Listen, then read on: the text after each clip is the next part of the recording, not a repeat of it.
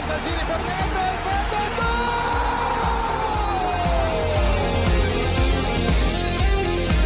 Pirlo, la conclusione in rete, Andrea Pirlo, un gol pazzesco! Del Piero, gol! Alex Del Piero! Palla di Pogacar in Pogba, rete! Un gol incredibile! Pogba fa esplodere lo Juventus Stadium!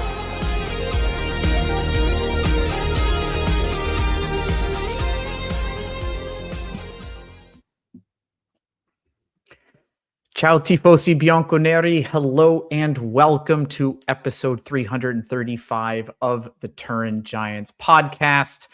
Juventus has just, provided another Christmas gift here for us, our 7th win in 8, which was a nice way to kind of wrap up the calendar year of matches that were playing here. But man, that was a difficult one, and we are here to break it down. For those of you joining live in YouTube, welcome. We hope you're all doing well, and I'm joined here by Frederic and Jack. Without sharing too much about your reaction to the match, just how are you both doing? How are your families after the Christmas holiday? I'm still celebrating. If it wasn't that obvious. No, for real, like it's the first time in like 10 years that I have like this Christmas period, vacation period really off. So I'm thoroughly enjoying it with family and goofing around and just, enjoying each other's company, which is what Christmas is all about, in my opinion. So I'm doing fairly well. How about you, Jack? Not too far off. Still enjoying myself. Trying not to get sick. I think it's been too much food and drink for the past 4 or 5 days. So I actually am pumping the brakes for a day or two before we pick it up again.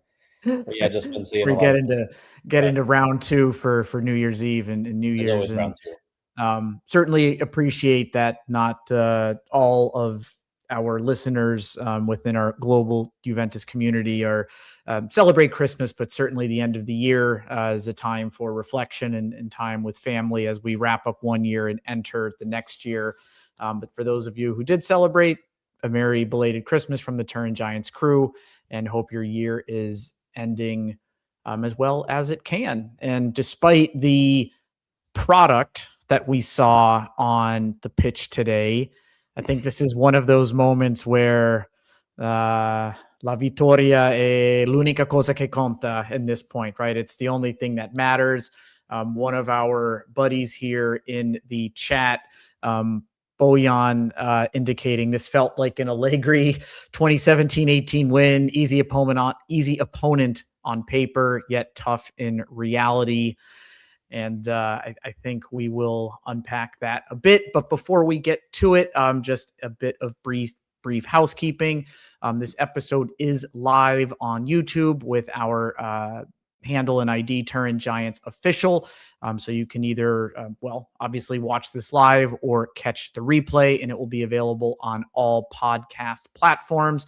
For those of you listening in our traditional audio-only format, a 5-star rating means the world to us and would be a great Christmas gift for us. And obviously a like and subscribe and setting the alerts on YouTube would be amazing. Because for people that don't know yet, sorry to interrupt, Kevin, if we get to 1,000 followers on YouTube before the 31st of January at midnight, we'll do a live session. 31st of December. You're not squeezing in another month here. Sorry. I tried, failed miserably, but I tried. No, at the end of January, myself, Kevin, Zach, and Beppe will reunite in person at the Juve Napoli game. And if we should obtain 1,000 followers before the 31st of December, before the clock strikes midnight, myself, Zach, and Beppe will have the honor in shaving Kevin's head, so he'll become one of us. So get everybody riled up, get everybody to like, share, and start following, so we can have a kind of a event within the event, like an Inception kind of thing. That would be nice. So give it a shot, guys. Yeah, I guess Jack being bald is becoming one of the requirements of being a standout member of the Turin Giants crew. So you and I have a ways to go there.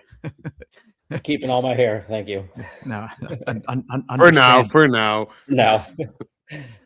All right, so let's get into it. I think, Jack, let's start with you. Initial reaction to the match. What are you left thinking? The final whistle blew, call it kind of 20, 25 minutes ago. What are you left with? Just trying to be reasonable, because we walked away from the last time the three of us hosted a show, which was Napoli Juve, feeling pretty lousy, knowing we had two really important Champions League games on the calendar coming up. Trips to the Delata, playing Roma. And I think we went around the circle talking about how many points we might get out of all those. And most of our estimates were lower than what we actually saw.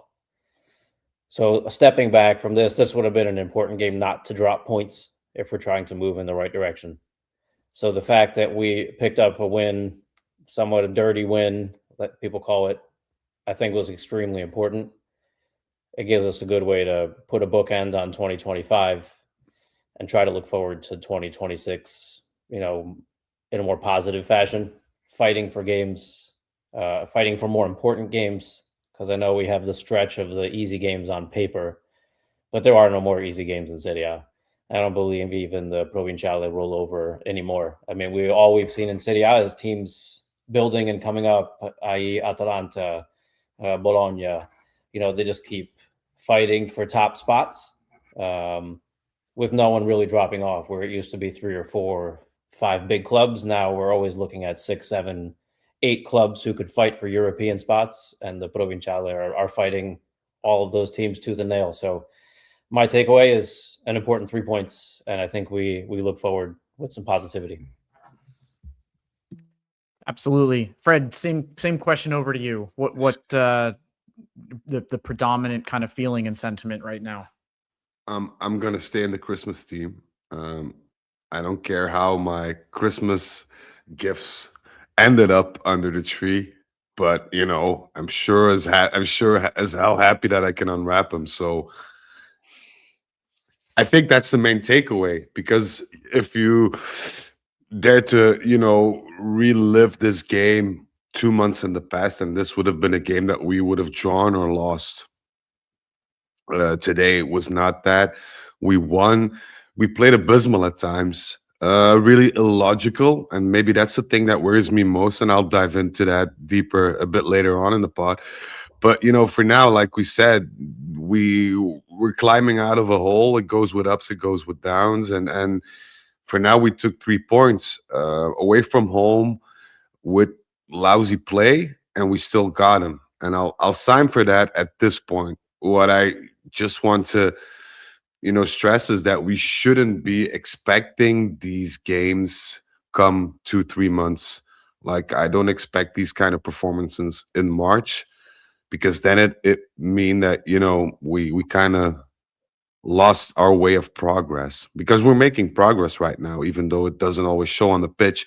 But we need to always take that second step and take it up a notch every game. So I'm hoping for that. And as far as I'm concerned, this is a game that you can forget pretty quickly, but the 3 points that you obtained are very, very important. So I'm siding with Jack on that one. How about you, Kev? Yeah, I'll just continue building upon that, right? I mean, I think depending on what line of work you're in, and anybody listening to this, there's kind of images and posters of kind of visual representation of what progress and success looks like, right? And it's not just a straight line. It can be the squiggly line that's kind of a mess in the middle, and you take 2 steps forward, you take 3 steps back just to take 1 step forward. But overall, over time, you eventually start to make you eventually start to make progress. And I think this is a good representation of that. And we've seen a better style of play and a better product on the pitch against Bologna and Roma specifically. We did not see that today, but we still won. And there are Juves of the past, particularly of the last 3 to 4 years, where a performance like today did not yield a result. And I think when you are putting in a performance like the one today and you find a way to win, that actually can be progress, even if it's not progress in the style of play. It's not progress in the way that we tactically want to be approaching the match. It's not the quality that we wanted to see across our players and the interplay, but finding a way to win when you're not at your best is progress for this side, right? Because we've seen this is a match where it's a trap, and we've talked about it on here. Getting 3 points against Bologna, getting 3 points against Roma, just to come up empty-handed or drop points with the Pisa, with the Lecce, with the Sassuolo, that it's not the progress that you want to see. So let's kind of dial it back a bit and look at the starting 11. This was not the starting 11 that a lot of the analysts, let alone what we were thinking, was going to be put out on the field. Jack, when you saw the starting 11, particularly with Koopmeiners being fielded kind of in that attacking trident further up the pitch, were you optimistic that this was going to be something that would work? No. His positioning confused me, as did McKinney's position. I didn't understand swapping McKinney and Cambiaso. That didn't seem to make a lot of sense to me. It was nice to see Coop on the ball a little bit when he was in the first half, in the offensive third, or attacking third, I guess. He had a good exchange, I believe it was with McKinney. He had a decent exchange with Openda. He missed a 1-2 in the box. I forget with who.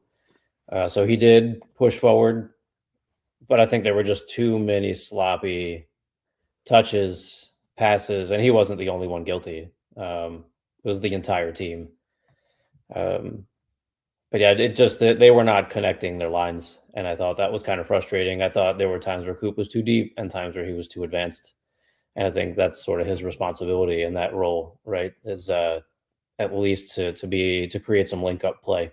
So I think we should have seen more of that from him, considering his starting position. Frederic, if you're Spalletti, given that you've given Coop an opportunity to get some confidence back and some more continuity playing in the left side of that back three, and then in this match with a relegation side, a newly promoted side, we're coming off a couple of wins, Chico's not making the trip. Are you putting Koopmeiners there to hope, like, as a test to see if this is an opportunity for him to regain that confidence further up the pitch? So I guess kind of a two-part question. One, do you agree that was probably going through his mind? And secondly, what do you think Spalletti's thinking after this match? Well, to answer the first part of the question, I indeed think that this was a test. I think this was a way of Spalletti saying to Coop, I helped you in terms of getting you minutes on the team, regaining your confidence. Now it's up to you to prove or to decide what you want to do. Because it's very clear to me that if we play with a three-man back line and we have a fit Bremer, then there's no room for Coop. Which is, for me, logical, because if you saw Kelly today alongside Bremer, two beasts, let's be honest. Then it's up, to Coop to step up. And granted, this wasn't our best game overall. So, I'll let him slide on that one. But you'd expect more from a Koopmeiners with more confidence in that position against those types of opponents. And the thing I'm going to choose to illustrate is the chance he got in the first half. I think it was around the 25-minute mark with that deflected shot. zoom back to the Atalanta days, he would have just, hit that in the back of the net fairly easily.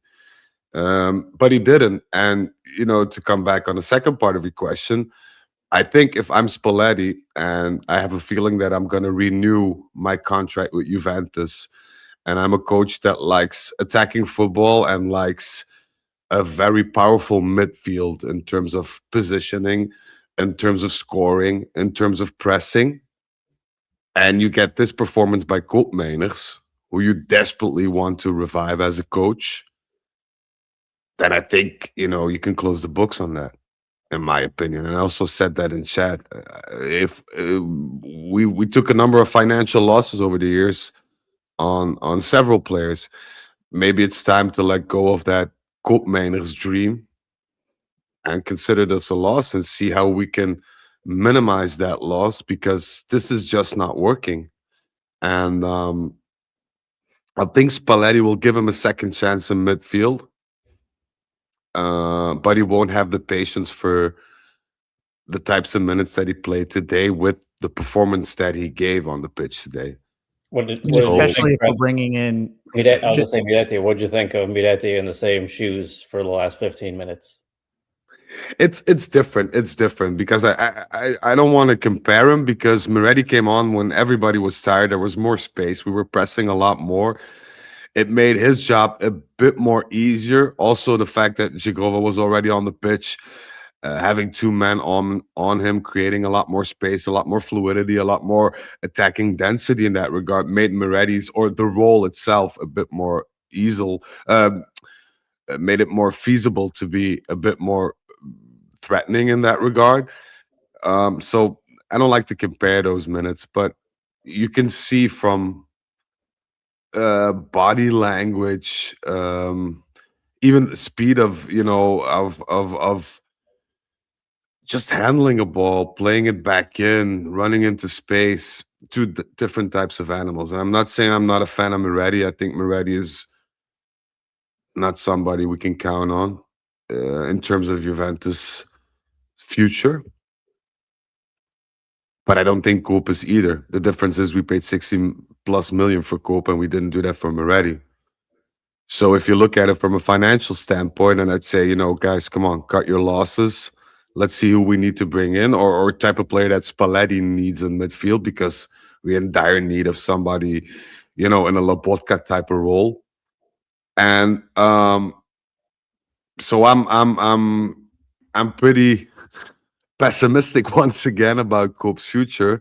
But you don't know how the higher hierarchy will respond to that. Or it was also pretty frustrating for me to see that, Coop was taken by the camera a number of times when he was on the bench, and there was nobody like conversing with him or whatever. Whereas you saw, I think it was Perin and Cambiaso talking with each other and things like that. So I don't know. I just don't think that Koopmeiners is a Juventus fit in the whole. And I wouldn't be surprised that, we'd sit down at a negotiation table should an offer come in. And the main question is, will an offer come in? And, to what extent? Because if it's just another loan again or things like that, and I'm getting way ahead of myself, and I'll discuss that later on with Zach and some episodes of The Scoop. But for me, Koopmeiners, no, we didn't purchase a player 60+ million euros to let him play left back just because we don't have anybody else there, and he's pretty decent at it. So close the books on him, move on. And just as a quick side note, for those of you who are tuning in for the first time, or this is only a handful of times that you've spent either listening or watching Turin Giants, Frederic just referenced another series that we have in the Turin Giants kind of community or collective of different segments that we have called The Scoop, in which Frederic and one of our crew members, Zach, discuss transfer market news. So you can also find that in our YouTube channel and on Spotify and Apple Podcasts and other platforms. And there's also a new segment, standalone series called It's Black and White, in which Frederic and Zach also take intentionally take opposing sides or stances to pertinent topics. So most recently discussing the topic of should John Elkin look to be selling Juventus, given all the news that we've seen with Tether's offers in the market. So if you haven't checked out those episodes, please do and listen to future ones. So we discussed Coop Miners, a couple other things that stood out kind of tactically early in the match. Jack, you referenced it. We saw Cambiaso and Weston actually switch sides, even though on the team sheet, that's not where they were listed. But in reality, they were on different sides of the pitch. And then also, it was mostly in the first half. It didn't happen quite so much in the second half. But in possession moving forward, Kalulu was pushing up far on that right wing with Locatelli slotting back into a back three of Loca, Bremer, and Kelly along the back. Frederic, sticking with you, what did you think of those moves? I think it was a good move by Spalletti in the sense that every game when you see Locatelli moving up the pitch bit by bit, a lot of opponents try to, stop the ball from coming to Locatelli with high pressure, because they know that on paper he's the guy that delivers the pinpoint laser crosses or the passes, or should bring some fluidity in between that, link up play between midfield and attack. So, having him getting out of that space and out of that position, and you could tell the first half as well, created some confusion into Pisa's mind. And I particularly like the fact that we kind of did the same move in the second half, but we did it with Kelly, and sometimes with Kelly and Kalulu, especially the minutes where we're still drawing, where we needed some sense of urgency in the attack. So because I'm trying to reference a comment from somebody here, I'm not sure who it is, but somebody said that, we wouldn't have won this game with Tudor or Motta. And I concur to that point, because it was those types of little details and position switches that made us a lot more effective than we would have been under Tudor or Motta, because that was mostly very sterile, very docile, very tame. Whereas now we took a risk. Kelly nearly scored even. So, yeah. I mean, like we said, the number of episodes previous to this one, you could see Spalletti's hand into these small details, which is not a coincidence given our track record now that we're building up, and we're just, we're kind of making the difference on these little types of details. And I'm glad that we are, because these are the things that separate a draw from a win at times, at given moments. And we're in dire need of wins. So, my hat's off to Spalletti, even though I think the Cambiaso McKennie thing, I don't know why he did it. Failed to see any logic behind it, because both wasn't it just to give physicality to Torre, that McKennie could step up to him and Cambiaso's like a weakling? That's the only thing I could think of. You would assume so, but you would also assume that, with the player switchings from midfield back into defense, or even more upwards, I think that he wanted to create more room for Cambiaso, in a sense of, crossing, because I think he was pondering, especially in the first album, on bringing Milik on. And, Milik was very good, what I can recall from a decade ago, in the air. So you need a good crosser, and Cambiaso is not good at a lot of things, but the man can cross at times. So I think he was, maybe having a backup plan ready there in order to feed into Milik. Fortunately, just to feed off of that, I think there was space for Cambiaso, but I do think, like you said, we started to see more and more of Spalletti's hand in this team. I think McKennie has played a lot better over the last few weeks. I think he's finding more time on the ball, and I think Spalletti is asking him to push forward a lot more and make some of those second runs into the box. And I do think today, my thought when I saw them switch sides is I wonder if he was Spalletti, trying to give McKennie other angles of attack into the box. So yes, it gives Cambiaso room out on the wing, But on the opposite side, like he found himself central. There was a 1-2 with Openda where I don't think we ended up getting a shot off in the box. It got caught under Openda's feet maybe. But that was him and McKinney exchanging in the box because he had pushed all the way into the center. So I wonder if there's a little tweak there that's just trying to get McKinney on the ball. We know that Spalletti values McKinney, right? Yeah. But I also think McKinney was he seemed a bit tired lately, even though he played very well. In the first half. He improved in the second half, but he was sloppy. I mean, the whole team was kind of sloppy in the first half. But I think Spalletti also saw that in practice and was like, okay, I'm not gonna, put all my eggs into one basket.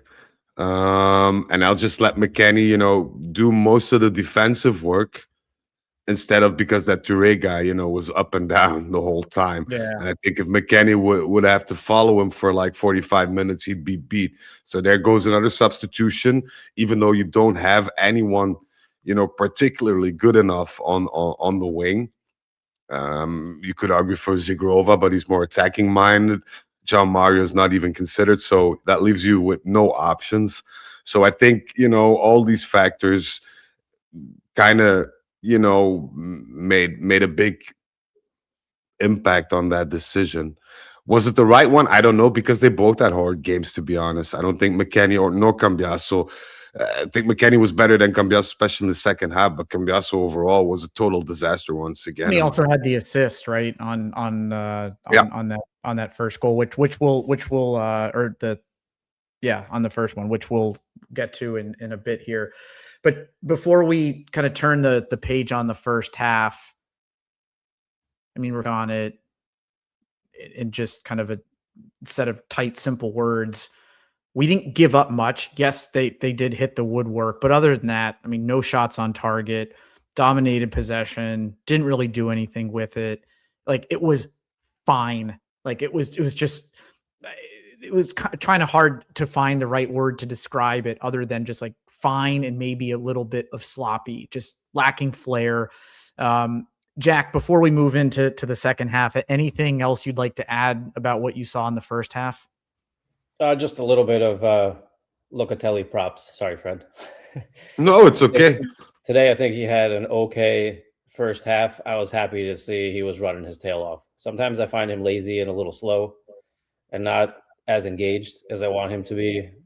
But today, he, on two occasions, it stood out for sure. One, somewhere 43rd, 44th minute, he tracked all the way back and cleared the ball in the box where I'd slid in front of a shot and cleared the ball. I don't remember if it was out for a corner or a throw.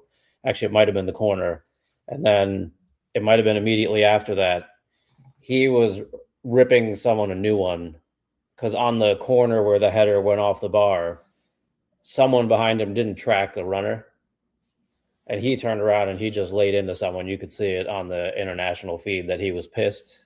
So if he's going to wear that armband, I think you set an example with your actions, and he did that on that one clearance. And I think you have to be vocal, and you have to make sure people are where they're supposed to be, right? And you have to take some ownership. And we haven't seen a lot of that with our captains. So a little props to him, I guess, in the first half. It's just a shame that he's been vocal to Spalletti as well, because Del Piero was referencing something in the chat. He was saying Locatelli was pissed after he was subbed.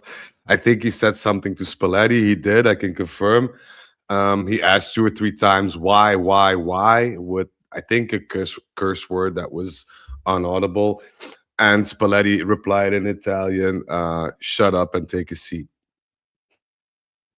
So, yeah. I mean, Locatelli has to recognize that if you have a yellow card and this is a sloppy match, which you could end up losing or drawing the match with just one simple mistake and the other team capitalizing on just their one, like, how many times have we seen it where the opposing team gets one shot on target, they capitalize on that, and we draw 1-1 or lose 1-0. Right. So I also feel it's pretty unfair because, like, you're starting every game. Like, you play more than, in general, 60, 70 minutes a game. You still have the captain's armband. You're still being counted upon. It's not like you don't get any minutes or whatever. So I don't see the sense in him coming off and addressing Spalletti about that substitution, especially when you're the captain. When you're the captain, you're the first one. It's immature. I mean, yeah. Like you accept the decision. You recognize you have a yellow card. And to your point, you've played almost all the minutes. There's an important month of January coming up. Just accept the decision and be a professional. Shut up. He finished the game with 87 touches, which is the highest of anybody on the field. And he didn't even play the last 20 minutes. I mean, Jack, to your point, he did have his mark, had some nice tackles. His yellow card was stupid, though. He did not need to do that at midfield when they were not on the break. But let's actually get to the second half. Which started off with maybe one of the most majestic throw-ins we've ever seen. Isn't that right, Frederic? Yeah, I love talking Juve, but I'm gonna skip this one, and I'm just gonna say no comment because I don't want to ruin the Christmas holiday atmosphere and mood. But that throw-in was, if you were to tell me that this was a movie directed by Christopher Nolan, I'd believe you. It was that surreal, but I'm gonna let Jack delve deeper into that throne because it was truly a sight for sore eyes. I'm just gonna zoom out real quick. We don't need to dwell on this, but that cracked me up. But if you watch any amount of Serie A, every third throw is a foul throw. They're stepping on the field. Their hands aren't going back. Their back leg comes up. They're all foul throws, and they don't call any of it.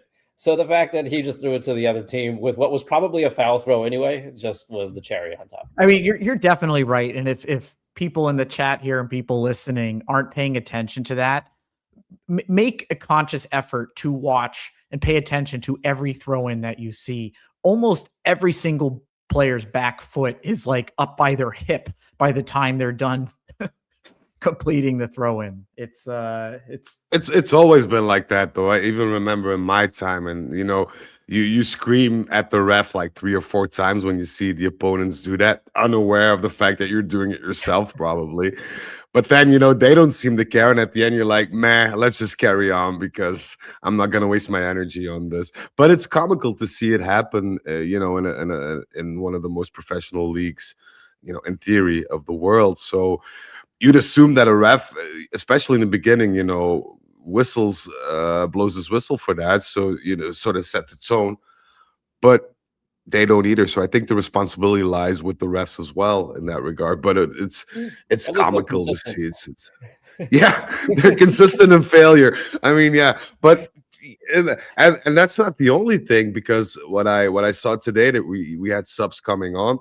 And usually they check like the boots and whatever and shin pads.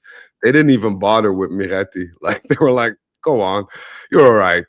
I'll trust you." Like you could have had a cardboard in. I mean, yeah. I mean, it's strange. It's strange, but at the end of the day, it's comical. It gives us something to laugh over, but in fact, it's kind of sad. You wouldn't see that happening in the Premier League, I think, or not a lot. So in that regard, we have a lot of catching up to do. Yeah, that is true. Before we get into the goals, I just want to pause for a moment and thank those of you who have joined us here on our YouTube Live. A lot of repeat folks, and it's great to see you. We have Joe Shant, we have Mohammed 1997, Ali, Del Piero 109. We have Mikel, Heidebi, 99 Colo. Thanks again for all of your work. And for those of you who have seen the new intro video to accompany our opening intro music, that's all his work. So thank you, 99 Colo. What else do we see here? We had Mitch, who tuned in for a moment from Australia, but he'll catch the video later given the hour of the day. Ahmad Sacco and Thomas Pecorelli. Thank you all. And again, for those of you tuning in to the traditional podcast format, we're grateful for your time with us. Let's move to that first goal. So we have Bremer wins the ball at the back, brings it up. There's some nice little interplay between Kalulu and David. McKennie gets the ball to Zagrova. Zagrova with the nice enters the box. Cheeky pass out to McKennie, crosses it in, ends up in the back of the net, which at first was a Kalulu, wasn't an own goal. I guess Serie A has determined that was an own goal in the end. But some nice movement on that. Jack, what was your kind of reaction and takeaway from the buildup on that goal? The standout from that play for me was for sure Jonathan David's movement, and the second or two he held the ball up. Right, I feel like we didn't have enough of that from Openda in the first half, so that I think marked a little bit. I think that's the first time we've mentioned Openda's name. I mean, we're 36 minutes into the podcast. What does that tell you about his performance today? Yeah, it didn't have a great performance, but I thought David did really well when he came on. I mean, someone in our chat said something about him like short circuiting or something, and when he was in the box. But I do think nobody was moving for him on either of the chances later on. But specific to this goal, I think his movement was well. He made a nice run backwards out of the box, right, and collected the ball and held up for a moment and played a nice ball back to Kalulu. I think those are important balls to help break lines and bring other people into the attacking play. Frederic, anything to add? The thing that stood out for me at that goal was that we were concentrated for a whole minute and a half, which didn't happen for the rest of the game. Like every pass was perfectly weighted with the perfect velocity, perfect direction. You saw tons of different running lines in the same attacking movement play. The hold-up play from David was brilliant, gave enough room and space to people to crowd the penalty box or dive into space with what it for me felt like running lines that were practiced. So it was a nice display of what we build up on in practicing and in training, and to crown that with a goal is very rewarding, I think, especially for someone like Kalulu, because it was a scrappy goal for a scrappy game, and I'd love to see his name pop up on the score sheet, just in terms of a thank you note, or giving him his flowers for the things that he's done lately for Juventus. But it was a scrappy goal, but a lot of good off the ball movement, good build-up play, great velocity on that attack as well. A shame that it was such a scrappy finish, because it would have been one for the books, I think, if it was like one-touch finishing move by Kalulu or something. Kalulu actually is getting credit. I'm looking at a couple sites now. I think he officially got it, yeah. But I'm not too sure, because the replay I saw the defender touching it lastly, but it doesn't matter. He was there. He was, he did what he needed to do. Also, Bremer was involved. McKennie was involved. Zagrova was involved. McKennie had a nice movement, though, right? From when he got the ball, kind of centrally to Zagrova and ends up on the right side of the box to receive that. Yep. So that was intelligent movement by him. And you can see that McKennie links up very well with how shall I put it, the creative players. McKennie stands out when he's surrounded by creative players, because he's the guy that knows, okay, I can't do all the things these guys do, so I'm just going to focus on the things that I do best. And those are those running lines, the straight and tight passing. These are the things he excels in. And every once in a while he gets like short-circuited and tries something weird or out of the box, and it works. But that's because of the confidence he gets if he's surrounded by creative and technically gifted players, I think. And then on to the second goal, where McKennie was involved again at the beginning of that, where he wins the ball. And then we have the interplay between Miretti and David. Ball ends up with Miretti again. Really nice bit of skill in front of the keeper. Kind of loses control of it. You think David's right there to knock home the goal, but no, he's caught flat-footed, and Yildiz steals the second goal from him. But it was nice to see the second goal get scored. I know how much we hate these 1-0 leads where we end up conceding a late goal. So that was really, really nice to see, wasn't it, Jack? Yeah, absolutely. And credit to Kenan, deserved that goal for the effort he put in today. and the effort he put in making that run to the back post, right? If he doesn't follow that, David's in front of him and he just lets him go and stays wide. David's on his heels. Like, he's not approaching that with he was not even ready for it. He wasn't. Yeah, he absolutely wasn't. McKinnon came in off his left shoulder, right? And after a touch, which almost put him off sides, we ended up tucking it in. And it was well deserved for all the running he did today. He had some sloppy touches as well. Yildiz, I'm talking about, but the goal, I think, was well deserved for his effort. And once we had the second, I wouldn't have felt so bad about Buffon scoring. They were joking about that, at least on the international broadcast. Yeah, we'll leave it to next week. You can score next week. How bizarre is that, though, to see just a moment on Buffon? I mean, we've grown up watching Buffon in the Juve kit and seeing Child. I mean, it is a bit surreal. It really is. It is, but I think we have to accept the fact that we're getting older as well, and I think we'll see more things like this being pushed out. I mean, I already felt old when I saw Chiesa playing, because that was, because I saw Enrico play as well back in the day. So that was kind of a reality check for me.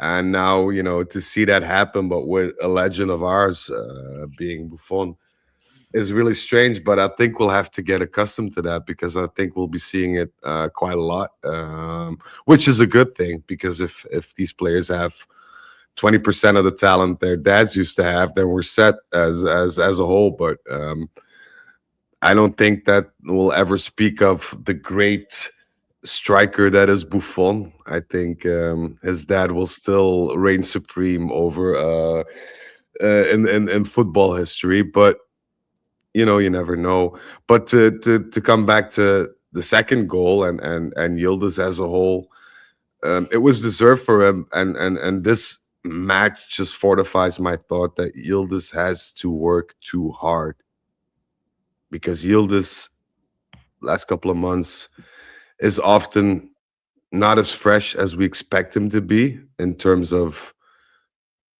assists or goals. And I think if we'd have a midfield that carried Yildiz a bit more, that shielded Yildiz a bit more, or took some labor off Yildiz's shoulders, then we'd be talking about other statistics. I mean, the statistics are great as they are, but you do tend to feel that if it's not Yildiz's game, then it's not his game. You kind of miss that level of consistency that other world-class strikers have. But I think that's just due to the fact that he's poorly surrounded by people who don't seem to pull that weight off his shoulder and run the extra mile in order to give him more space or more freshness in front of goal. So I'm hoping that that's something that, especially in the summer transfer market, will intervene in and make sure that we can get Yildiz to the top level that he can be, because we just need somebody to liberate him as such, I think. Yeah, he puts in, I mean, it was a labored game for him. A lot of effort without much output or something to show from it. A lot of tricky play, a lot of running, covered a lot of distance, put in the defensive shift as well. Some nice crafty passes here and there, but not yielding anything. So it was good to see him get that goal in the end.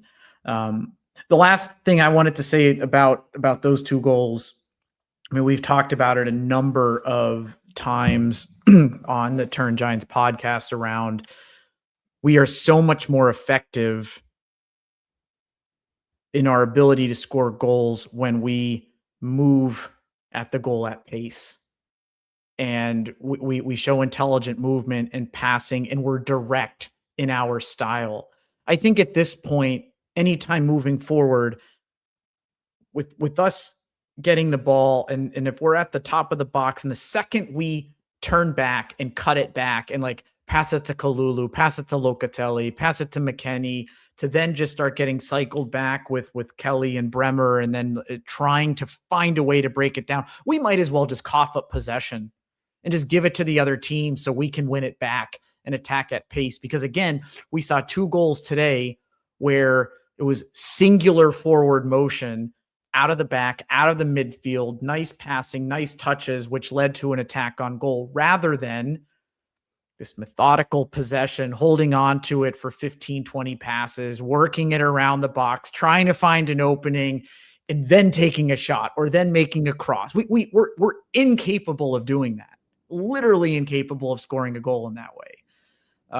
Which from I sound like a broken record coming on and saying this every episode. No, okay, you say it all the time, but from a tactical standpoint, that makes perfect sense. A team playing in a low block, you're going to be much more successful hitting them at pace.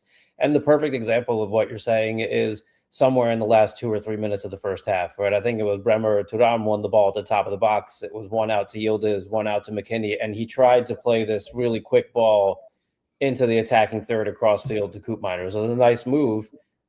The Pisa defender, I forget who it was, intercepted the pass. But those quick touches up the field, head up, looking forward for a run, that would have been a great chance, right? Yeah. And all the credit to Pisa's defense there for, intercepting that ball. But again, playing the ball quickly breaks those teams down much more efficiently than trying to play that side to side. That horseshoe drives me nuts. Yeah, the horseshoe passing. Oh, yeah, but we underestimate the value of preseason, I think. We underestimate that because Spalletti wasn't there for preseason. And if you have, and you can clearly tell that our players, or the majority of them, are not capable of doing this for 2/3 of a game physically. And that's something you need to instill in that preseason. You can't remedy that during the season, but because you have 1,000 and other things you need to focus on at that point, you just can't do all of them. So I'm hoping, and I'm very confident that Spalletti, should he renew and should he be our coach next year, that he'll start, our preseason, or what's left of it, because we apparently also have a World Cup coming up, which I'm just not feeling right now. But that's still in between. But I think he'll put pedal to the metal at that point and try to get like a really, especially midfield, like a block of players. I don't think Spalletti is the type of trainer that wants like one box-to-box midfielders. He wants all his midfielders to be box-to-box players. And I think, with a couple of transfers incoming and outgoing, and the fact that he'll handle our preseason, possibly, if he's to renew, then I think the outcome next season will be fairly different, because you could tell that he's very agitated when we don't. He's very, very frustrated when we do the horseshoe thing, as we like to call it, because we don't know how to do anything else at that point. And he's very, very, very frustrated. And you can hear him. I don't know if you have Italian audio where you guys listen, but I always pick the stadium surrounding setting. And you can hear him shout like, "Sveglia, sveglia, wake up, Yeah. and veloce, veloce, veloce." Like he doesn't like that attitude or that approach to the game, because it's very dangerous. Because we're not technically gifted as a team. And should you lose possession in that moment and you lose momentum, then you're just wide open to a very, very sharp counterattack. So I'm hoping he'll remedy that. Sorry, Fred. No, it's okay. Go ahead, Jack. Go ahead. I was like, I don't mind seeing him agitated. Get upset. Start yelling at them. That's fine. Yeah. I do, just to pull a little further on a thread you brought up, Fred, and I don't want to go off on a total tangent, but Spalletti needs to be in sync with management throughout the transfer windows if he's going to stay on. Right? We've had coaches now who can't figure out a starting 11 or a formation because his team is so poorly constructed. Right? I know for a fact that he sits down at least once a week with Modesto and Chiellini and Comoli, if Comoli is available, present, or whatever. So they do communicate, and the communication intensifies as the transfer market window comes closer. So I think they're in total synergy, but it's always difficult in terms of names and availability, and there are so many variables. And you also have Comoli, handling his short list and whatever. So it's a very fine line that you need to tread. But I think in these months that we've had Spalletti. Not only did he convince us thus far, but also management in terms of how he approaches things, his work ethic, the way he envisions a greater future for Juventus, and to what end, or how does he mean to achieve that.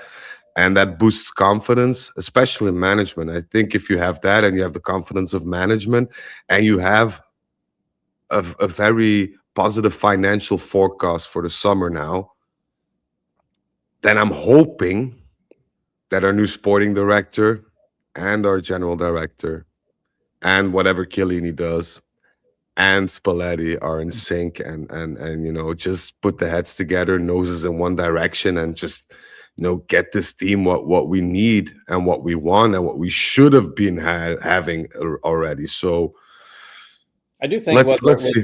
Whether it was Spalletti's accepting or his decision or the club's decision to just give him the 8-month contract, I do feel like that's playing its little part and relieving a bit of pressure. Right, because he can just walk at the end, right? He can just leave, as far as I understand. I mean, there's always going to be pressure, but he's not fighting for a contract. In his mind, I think that was a good move. Spalletti, and this is something I heard from my source, so quick in between. Spalletti knew what he was going to be earning 2 weeks after he signed the contract. Like, he was giving training, and he already had his first couple of games. And he knew then what he was about to earn, because that was when the month ended, and his contract stipulates that he'd get like a whole month's salary, even though his working month was only a week and a half or something, or 2 weeks. And he then find out what he was earning. So it's not the money for Spalletti. It's the challenge. It's the whole Juventus thing, and granted, it's an ego boost as well, because he is our big savior at this moment, and he's proven to be that up until now. So, but it's just to demonstrate that Spalletti's not about the money. He is about communication, he is about transparency, and he is about having a say in things, which I think is in this day and age just logical if you try to manage a team. And I will. I mean, at this point, from what we've seen, I will definitely eat my words, because I think, Frederic, we go back to one of the joint episodes we had with Beppe on his Thursday live program. I think it was I was traveling. I think in a hotel, and we were talking. You were in Finland. In Finland, I think you were. Maybe I was in Finland, and he was specifically asking, like, who do you not want to see, when it was rumored between Palladino, Mancini, and Spalletti? And Spalletti was the name I did not want to see, given what we had seen with La Nazionale, with the Euros, and the known beef between Locatelli and Spalletti, and not wanting to see that drama get brought in, and seeing Spalletti, what seemed at the time to be stubborn tactics with the formation that he was playing, in a very uninspiring at Zuri's side at the Euros, and having seen Motta's stubbornness and Tudor's stubbornness without modifying or trying to figure out how to actually get the best out of these players, bringing in another coach who was maybe in that same vein, was not exciting to me. But from where we are right now, guys, we've got 7 wins in the last 8. You look at the standings right now, which is deceiving, given how many games in hand that some of the other top sides have. But we snuck up into 3rd place. But Inter and Milan both have 2 games in hand. So Inter in first on 33 points, Milan 32 points. We're on 32 points, and Napoli on 31. So at this current point in time, 2 points separate top 4. Actually, if you bring Roma into that mix, 30 points. You've got 3 points separating top 5.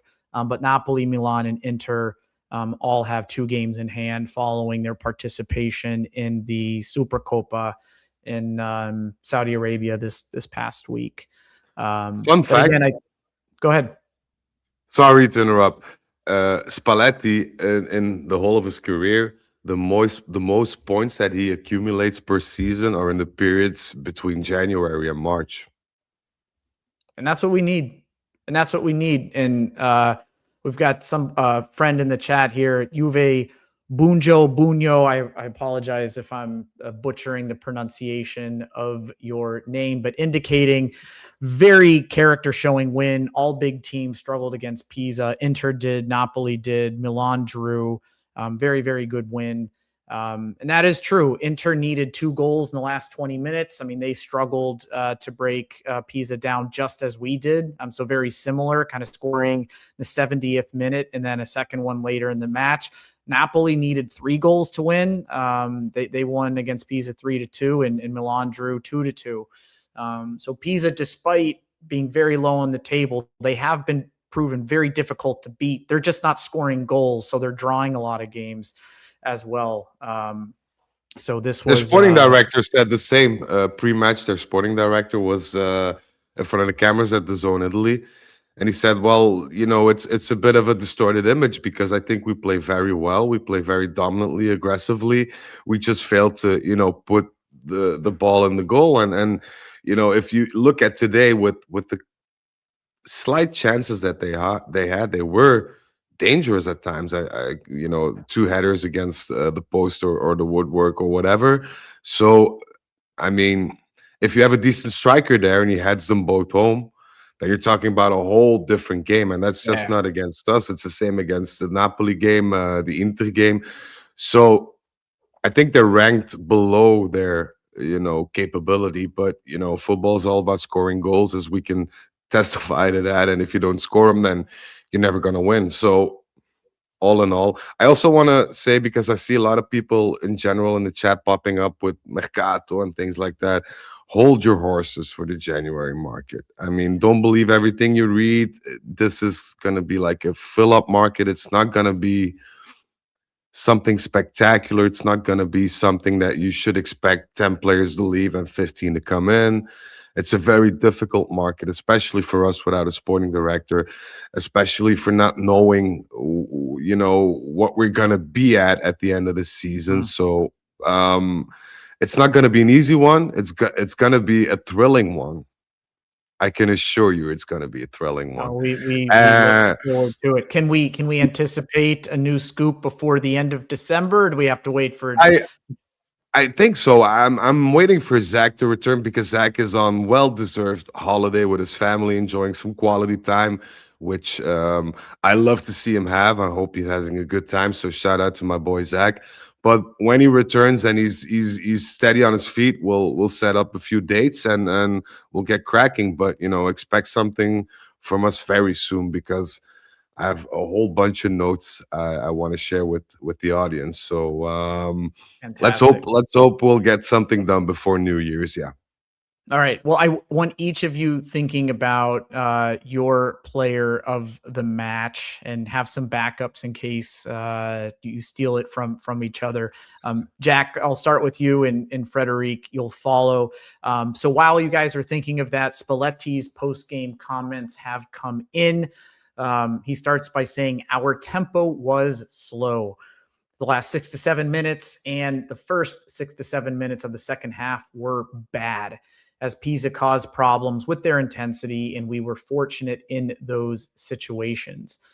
In the second half, we were more, we did have more quality. We were more inventive. Zagrova and David did well, giving us more quality in the final third. We were able to score, and at that moment of the game, I felt it was deserved, as we were creating spaces in the box. We ought to do better, and we need to do better. Indicating that there was another element here. Where did I find this? I'm kind of jumping around a bit. Where did he say that? Sorry, because the interview goes all over the place. No, it's okay. I'll fill in with something in Italian, but I'll translate. Yeah, please. Spalletti also went on saying that we need to improve not only as a team but individually. That we, at times when we need to stand our collective ground, we often drown, so to speak, and that's because we let other the opponents dictate the tempo or the lack thereof, and because we are Juventus, we should always be in charge of the tempo, and the tempo should be high because that's when we play our best football, are at our most dangerous and more focused. So I think Spalletti just listened to us and echoed everything we said. So thank you, Luciano. Thanks for tuning in. Click the like and share button as well, Luciano, and we'll be the best of friends for the rest of your tenure at Juventus. Click on subscribe as well so we can get Evan's haircut. He indicates our problem is that we are a strong team, but we've got to prove it every time we step onto the pitch, and we were well below par too many ways during that first half, and I think we can all agree with that. He did speak about Coop and Zagrova and the decision he had to make there, and apparently Adon had the flu and was concerned about him making the minutes, which seems to be a recurring issue with Zagrova, and how many minutes does he actually have in his legs. But then indicates that Coop Miners did not show the quality of someone in that role. But perhaps the change affected him, as we did switching the wide men around as well, referring to McKennie and Cambiaso. So that's very critical. It's not the same match we did. Yeah, but he's very I like the fact that he's not, overshadowing everything and saying, yeah, but we got the 3 points. I mean, that's not your job. We as people on YouTube and as fans, we have the right to say, okay, we're happy with the 3 points. But I think if you're the coach of Juventus and you see this performance, then you shouldn't be happy. Of course, you should be happy with the 3 points and the margins you gain overall and in the table. But I think standing in front of a microphone and you have to speak up and let also the players know that you're not amused by what they brought onto the pitch and that you expect more. Because if Spalletti, and I think that Tudor had that way about him, Tudor was very lovey-dovey in terms of critical analysis, then you as a player get too comfortable and say, maximum effort. I did maximum result and minimal effort, and that's not the way you want to approach things, especially now because these are key moments in the season right now. So hats off to Spalletti for staying critical and analytic above everything else. I think he needs to be a bit critical, because the performance today will get you 3 points against Pisa. That's not going to get you 3 points against Cagliari. Or even against Sassuolo, right, who have been giant killers, been playing all the big teams really hard. Cagliari's no pushover, right? We said earlier what's coming up on paper, that doesn't matter. Even Lecce earlier today had a decent game. Yeah, right? All the games are critical games at this point. So with an open transfer market, so you never know. Your opponent today might not look the same as he will be in 2 weeks from now. So that's another given aspect that you need to take into account. So props to him, and just looking at it one game at a time. I think that's best we can do, at least until the end of January, mid-February, to see where we stand and what we're really made of. So all Jack, sorry, you're big balls of the game. Yeah. Hold on. We need to play this soundbite, or Farad's going to yell at us again, and he's going to make us. We are contractually obliged to play the sound job. Yeah, we have to. It's just we can't escape it. It's in our closets. It's in our contracts. So yeah. I'm gonna go, Jack, starting with you. I'll go out on a limb, someone I haven't said much about all year or picked all year, and I'd say Jonathan David. I think in his 15, 20 minutes on the field, he had a hand or a foot in both goals.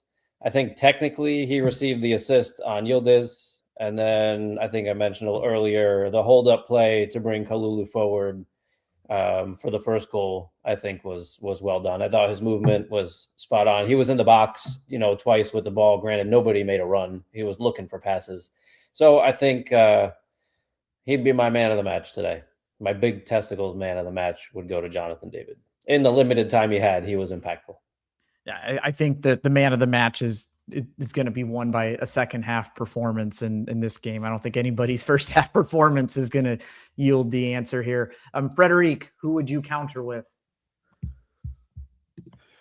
I was debating Jonathan David as well, but I can't pick him, of course, because Jack beat me to it. I was debating Kalulu for a moment as well, but I have to go with Kelly once again. And I know I sound like a broken record, but for me, even in that first half where everybody was sloppy, I think Kelly was the least sloppy of them all. And just the sheer heart and passion that he puts in, and the intelligence as well. We like not even a year ago, we spoke about Kelly being the odd duck in the Juventus team and being somebody who wasn't even gonna come close to the level that we as Juventus uphold. And lo and behold, he's been performing ever since August on a very high note. Especially even today, the dying minutes, won that aerial duel, got fouled, took time to stay on the pitch a bit. It's these type of things that make me appreciate him, and especially the shot. I mean, we overlook it because it wasn't a goal, but you see how, I mean, he shoots better than Koopmeiners and Turin put together. So for me, Kelly is once again man of the match.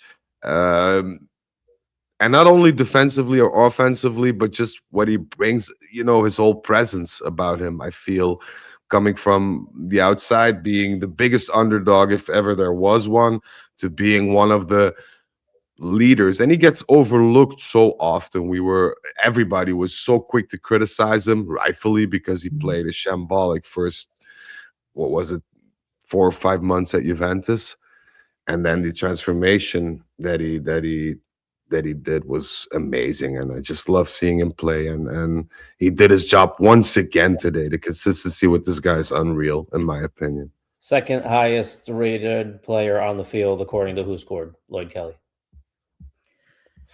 Yeah, and we look at, I think it was mentioned earlier in our YouTube chat here. I forget who brought it up, but I'm not going to scroll back that far. But I think Kalulu was given the official Man of the Match award by Serie A. I mean, look, he scored a goal. He put in a pretty good shift. His crossing leaves a lot to be desired. I feel every time that he steps up to cross, it's in slow motion and the ball goes like twice as slow than anybody else. He just hits it. He hits it completely wrong. He hits it and the stance that he takes before crossing, it's very difficult in that way to put power, towards the ball and with your. So I don't know whoever taught him to cross, but it's horrible. It's plain horrible. Like I have no words, but other than that, I cannot, hate on Kalulu, especially today. 8 defensive contributions, 4 tackles, 10 recoveries, 1 block shot, 2 clearances. So I think a solid defensive effort on the score sheet. Crossing left a little to be desired, but that's okay. A good, solid performance from Kalulu. I think a couple other honorable mentions. I have to mention Kenan, of course. Again, we talked about him a bit earlier. I mean, came up with the second goal, another shift in which he's showing his quality, despite, I think, the end product sometimes falling a bit short, but that's often due to the quality around him, not necessarily him. Today, 1 misplaced pass, 36 out of 37. So very, very tidy from Kenan. And then I think we also have to mention Zagrova as well. Having him come in for where Koopmeiners was positioned before Coop went further back into midfield, just really changed everything. And we got a lot more fluidity. We got a lot more directness. You had a player who could beat players at pace and allow others to make the run. And so Zagrov, I think, definitely had a nice impact. And it looked like Spalletti's comments about his defensive liabilities after the last match kind of got to him. You saw him running around in the defensive third, trying to show he could do a little bit more. And then I'll also round it out with McKennie. I think had a nice second half. His first half was awful. He was terrible on that left side. But again, with the assist and contributing to the buildup of the second goal, again continues to show his value. Any other players you want to call out? I want to switch it up. Yeah, I want to switch it up. I just want you guys, without any, just pick one of the two. Who was the worst today? Was it Cambiasso or was it Koopmeiners? And Kevin, I'm going to put you on the spot. I'm going to let you go first. Cambiasso or Koop? You can't say that they were equally shit, even though that maybe they were, but you have to choose. I'm going Coop for two reasons. One, Cambiasso was involved in the buildup to the first goal. I don't think Coop had a hand in either of the goals, at least not a meaningful one. So that's one kind of point siding with Cambiasso. Actually, there's going to be three reasons here. So that's reason number one. Cambiasso had a hand in the first goal. Second reason is this was a standard performance from Cambiasso. This wasn't better. This wasn't like worse. This is just like what we get from him. There's a moment of contribution where it is positive, but the rest of it, his brain short circuits, or he just blacks out and forgets how to play football, or he's sloppy or taking too many touches. And it is just frustrating. So this was a standard performance from him. Third reason, Coop, this was his chance, I think. Right? This was his chance to show what maybe we forgot that he was capable of doing. He's put in some nice performances on the defensive side to the point where many players, the media, ourselves on this podcast have been complimentary of Turin Giants and him starting to contribute, and now putting him where we thought he was supposed to be playing this whole time and just firing blanks and not contributing. He would be my answer. Fair Jack, points, what fair do you think? I'm going to say Koopmeiners as well. I think the bar is really low, and he's been doing a good job of sliding under that bar every time he touches a football. Today he had 30 passes, only completed 80% of them, even though he was on the field for 85 minutes. To me, that's a very low impact on the game. He attempted one cross right from a more advanced position, where, as you said, Kevin, he really should be taking advantage of his opportunity. That, I think, was really disappointing as well, to see him just kind of fold under the pressure of playing in a new position again, I guess. I don't know. I like to give second chances and third chances, and maybe that's a fault, maybe. But I do think you got to cut your losses somewhere. I mean, for a 60 million euro asset, right? Like you want to continue investing. It makes and it so much more difficult. But makes it so difficult. Yeah. Really I agree and disagree with you guys at the same time.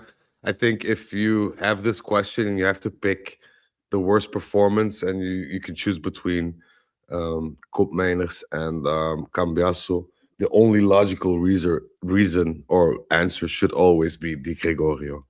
Thank you. And good night. He is our lowest rated player on Who Scored. He didn't hold the ball. I mean, there were a number of balls that came towards him or in the box. He just didn't pick up any of them. Like, I don't know.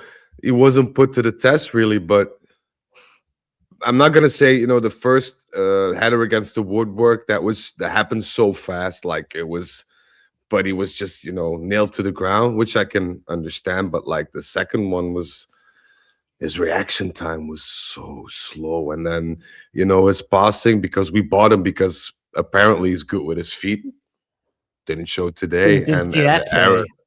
No, and then the aerial balls, which are 9 out of 10, just for the goalkeeper up for grabs, he didn't respond. He didn't like, and I chose this one particularly because I get a lot of hate online. Like, you guys really, some people tore me a new one because of my Di Gregorio hate.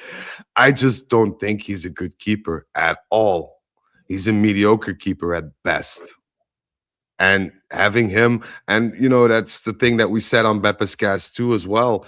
If you have a keeper and you try to be a top team, your keeper needs to win you at least 10 points a season. I don't see him doing that. So for me, that's a big gripe. And to come back to the Cambiasso Koopmeiners thing, I think they were both equally awful, but the difference is we didn't pay Cambiasso 64 million euros. Yeah. And that's the bottom line of it. And if you pay someone that amount of money, then you expect him to perform. And if he's not doing that, and we're 2 seasons in right now, and I think if this is a trend that continues this way, and come 30th of June, I think you need to make a stone out of your heart and cut your losses, like I said in the beginning. So I'm gonna go between the two with Coop as well. Before we start to wrap this up, given that we're talking specifically about individual players, one name who I have to imagine we've said, but we haven't spent any time on is Bremer in this match. I mean, he made it the full 90 minutes. We saw the impact he had against Roma and just the overall confidence in which I think we were playing, and just as fans having more confidence in our ability to break down plays when teams are getting dangerous. Jack, anything notable about Bremer's performance today, or anything you want to add? No, just playing off a bit of what Fred said earlier. Those defenders, I was a defender myself, right? Underappreciated. He's back there and he's so secure. You often watch the game without watching him in the back because he's where you expect him to be. I think he doesn't get enough credit, but I think our entire team is more secure when he's on the field. I think we're even seeing an improvement from Kelly with Bremer on the field. Yeah. I think when teams try to attack down that side, they're rarely as successful, especially when we have someone out on the wing who's tracking back. We haven't seen too many attacks. We didn't see too many crosses come in from that side today either. Most of them came in from the other side. So I think he's not celebrated enough, but he makes a difference every time he's on the field. And we often pick out the goal scorer, the assist, the one who's making people miss, and we forget the tackles that he makes, the interceptions, the headers. He almost misplayed one ball right in the 88th, 90th minute there, and Coop had to clean up for him. But other than that, I don't think he missed a pass today or a touch. People tend to praise Bremer due to his physicality, but I don't think that's it. I think Bremer's always 2 steps ahead of everybody else. And I think that's also one of the reasons why in games like these, in these scrappy, tight games, he's overlooked a lot of the times.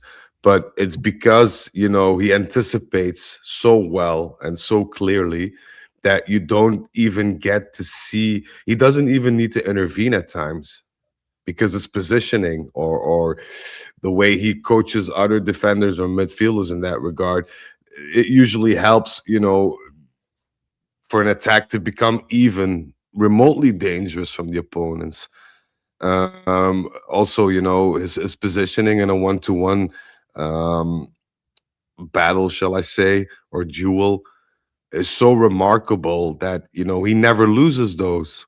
So if he doesn't lose them, then it's very difficult for your defense to be a bit embarrassed in that respect. So, hats off to Bremer. I just hope he stays injury free, because that's what we need. I'm not going to say pessimistic, but, I was cautious about, the surgeries that he had, the injuries that he had. I had the same ones. I know I'm not Bremer, not even close, but it leaves its mark. So I'm just curious to see how he'll respond if he gets more minutes in and the pressure becomes a lot higher once we get into that Champions League rhythm again with the 2 or 3 games a week kind of thing, how he'll respond to that. But hats off to him. Good game, very good game once again. The challenging thing is, where does he find rest with Rugani out and Gatti out? Right, because I don't know that once we hit those Champions League games, is he ready for multiple 90-minute appearances in a week. Kamoli shares your sentiment. Yeah, That's all I can say for now. Yeah. I think we all do. I just, we're- when you're thinking about his injury, right, and not overusing him right back out of the gate, where does he find those rest minutes? We were very close to acquiring a new defender. January 1st. Come January 1st. That fell true. I don't know the name, but it was a very good defender. It fell true for some reason. I think it was salary or something. Can't remember. And Komoli decided not to sell Gatti because the Gatti deal to Milan was all but done, like 89%. 98%, sorry. So I think if we see Gatti leave, should that happen in the January market, rest assured that we'll at least get one center back in at the bare minimum. So I think Kamoli shares your sentiment regarding that matter. And I'm sure you'll be covering that on the next installment of The Scoop. We'll try. Well, we've got 7 games coming up in the month of January, which is we've got some midweek Serie A games, and of course the Champions League comes back as well with a home test against Benfica and an away match to round out the Champions League kind of initial. It's not the group stage anymore, the table stage, the first whatever against Monaco, the MacGuffin. So we've got our next match against Lecce next Saturday at 6 p.m. local time in Turin. I will be there. So New Year's Day, I'm flying to Turin. I've got some work in Europe that following week, so I'm doing a quick pit stop in Turin to catch that match. So very, very excited to see that one, and that'll be 2 matches in 1 month for me. So I'll get to see Lecce, and then of course Frederic joining you, Zach, and Beppe for Napoli at the end of the month. So that'll be really exciting. Lecce's in 16th place. They've lost 3 out of their last 5, got their asses handed to them today by Nico Paz and just a bright Como side. So it'll be an interesting one. They were in it for a while. They were in that game. That was a deflected ball that gave the first goal to Como, but I wouldn't overlook even the Lecce game, right? Wouldn't overlook anybody. No, we can't. We can't. And I was being a bit dramatic and saying their asses were handed to them. When you get thumped 3-0, that is the score line. But yes, I saw parts of that match, and they were fighting. That first goal was cheeky. If you score fairly quickly against Lecce, then the game's done. They break down mentally, physically. Once you and that's why I think that we're gonna see a 3-man attack. I think we're gonna see a proper 4-3-3 against Lecce. I don't know why, but I think we're gonna see a proper 4-3-3 because if you can really grab them by the throat and score a goal like in the first 15 minutes, then the game's done. Then the 3 points are in the back. If you give them hope and you give them a reason to fight and scramble, then you're in for a very, very tricky game. So I'm hoping, Luciano, if you're listening, and I know you're listening, Luciano, work with me here. 4-3-3. All right. So we're going to wrap it up here. Our buddy Del Piero 109 in the chat asked for predictions. So let's give a prediction for Juve Lecce. Frederic, you go first. Then we'll wrap it up. 3-0. I was going to say the same thing. Just to be different, I'll say 2-0. But I do think we're in for I was going to say the same thing, too. So we can be the 3 of us in at 3-0. I'd like another clean sheet, though. I think if 3 in the last 4, right? Yeah. 3 yeah. And I'm thinking that if we play with Jonathan David up front, I think we'll see a very, very good Jonathan David. We have to. I feel like he's the better option against the low block teams. Yeah. Yeah. I'm just saying convert a Panda to a winger, play a Panda alongside David and Kenan, and we'll have a ball. Switch them out with Chico and Zigrova when they have minutes in their feet, and you're done. But I'm not Spalletti, but Luciano, you're listening. I know you're listening. I'm not going to repeat myself all over and over again. So do what you need to do, and we're cool. Absolutely.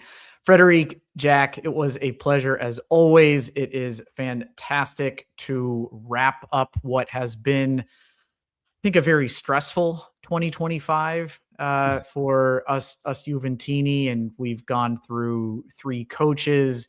We've gone through, hey, maybe we're in the fight for the Scudetto, to saving ourselves the 4th place with a penalty kick in the dying minutes against a failing Venezia. We had the calamity or the entertainment or non-entertainment of whatever that Club World Cup was, starting the season with Tudor and ending now with what feels like progress. Like, that was a word that we repeated, I think, a lot in the previous post game against Roma. And here we are, 7 wins out of 8, starting to see a little bit more of an identity despite obvious gaps in quality and some continuity within the side. But I'm excited, I think, for what the start of 2026 has in store. It's a pleasure spending it with both of you here to wrap up what I imagine will be my last podcast of Turin Giants for this year, before 2026 kicks off. And for those of you listening, we wish you Happy New Year. All the best as the year unfolds or wraps up and the new one starts. And for those who joined us live here on YouTube, thank you so much for spending your time with us. It means the world. It does. Thank you guys so much. You're the reason that we do what we do. And I know Zach and Kevin and Jack are very, very busy people with a lot of things on their plate, and them, working this hard in order to provide us and you guys with some content and our takes on everything Juventus related, and having that appreciation and you guys showing up means the world to them and to me and to us as a whole unit, if I can speak on behalf of the whole Turin Giants crew. So thank you so much. Enjoy the end of the year, and let's hope that we don't have as many group therapy sessions in 2026 as we did have, unfortunately, in 2020. Good New Year's resolution. Yeah. Good New Year's resolution. Thanks, everyone, for joining us. To echo what everyone else said. Happy New Year. Maybe we'll just have 1 coach in 2026 instead of 3. That'd be a great thing. Auguri, buon anno. As always, fino alla fine.